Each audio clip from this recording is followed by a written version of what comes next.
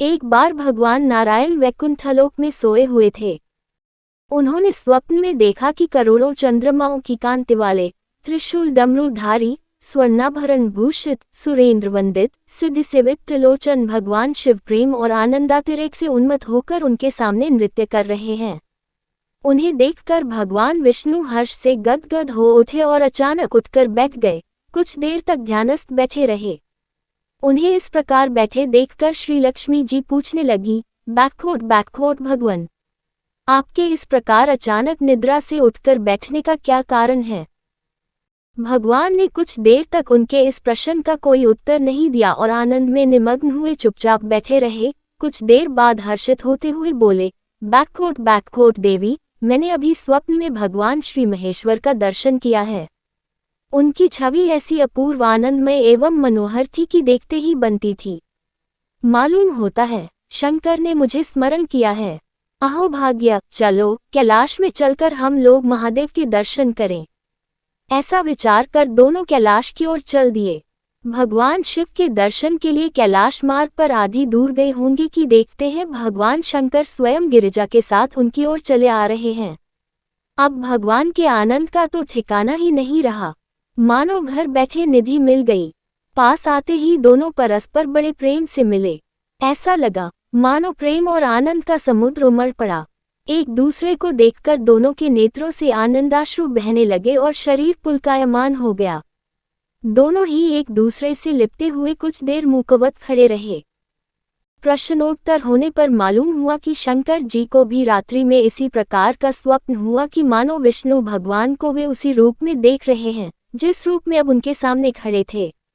दोनों के स्वप्न के वृतांत से अवगत होने के बाद दोनों एक दूसरे को अपने निवास ले जाने का आग्रह करने लगे। नारायण ने कहा कि वैकुंठ चलो और भोलेनाथ कहने लगे कि कैलाश की ओर प्रस्थान किया जाए। दोनों के आग्रह में इतना अलौकिक प्रेम था कि यह निर्णय करना कठिन हो गया कि कहाँ चला जाए। इतने में ही क्या देखते हैं कि वीणा बजाते, हरिगुण गाते नारद जी कहीं से आ निकले। बस फिर क्या था, लगे दोनों उनसे निर्णय कराने की कहाँ चला जाए। बेचारे नारद जी तो स्वयं परेशान थे उस अलौकिक मिलन को देखकर। वे तो स्वयं अपनी सुध बुध भूल गए और लगे मस्त होकर दोनों का गुणगान करने। अब निर्णय कौन करे? अंत में ये तय हुआ कि भगवती उमा जो कह दे वही ठीक है। भगवती उमा पहले तो कुछ देर चुप रहीं।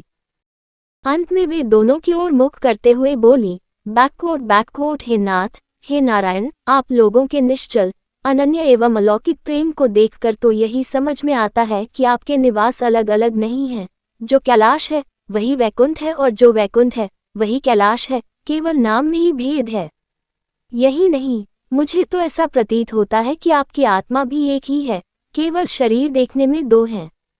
और मुझे तो स्पष्ट लग रहा है कि आपकी भार्याएं भी एक ही हैं। जो मैं हूँ वही लक्ष्मी है और जो लक्ष्मी है वही मैं हूँ। केवल इतना ही नहीं, मेरी तो अब ये दृढ़ धारणा हो गई है कि आप लोगों में से एक के प्रति जो द्वेष करता है वह मानो दूसरे के प्रति ही करता है। एक की जो पूजा करता है वह मानो दूसरे की भी पूजा करता है।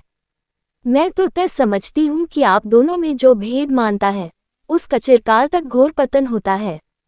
मैं देखती हूँ कि आप मुझे इस प्रसंग में अपना मध्यस्थ बनाकर मानो मेरी प्रवंचना कर रहे हैं, मुझे असमंजस में डाल रहे हैं, मुझे भुला रहे हैं। अब मेरी यह प्रार्थना है कि आप लोग दोनों ही अपने अपने लोक को पधारिए। श्री विष्णु यह समझे कि हम शिव रूप में वैकुंठ जा रहे हैं और महेश्वर यह माने कि हम विष्णु रूप में कैलाश गमन कर रहे हैं। इस उत्तर को सुनकर दोनों परम प्रसन्न हुए और भगवती उमा की प्रशंसा करते हुए दोनों ने एक दूसरे को प्रणाम किया और अत्यंत हर्षित होकर अपने अपने लोक को प्रस्थान किया। लौटकर जब श्री विष्णु वैकुंठ पहुंचे तो श्री लक्ष्मी जी ने उनसे प्रश्न किया, बैकवोट हे प्रभु, आपको सबसे अधिक प्रिय कौन है? भगवान बोले, बैकवोट प्रिय, मेरे प्रियतम केवल श्री शंकर हैं। देहधारियों को अपने देह की भांति वे मुझे अकारण ही प्रिय हैं। एक बार मैं और श्री शंकर दोनों पृथ्वी पर घूमने निकले। मैं अपने प्रियतम की खोज में इस आशय से निकला कि मेरी ही तरह जो अपने प्रियतम की खोज में देश देशांतर में भटक रहा होगा वही मुझे अकारण प्रिय होगा।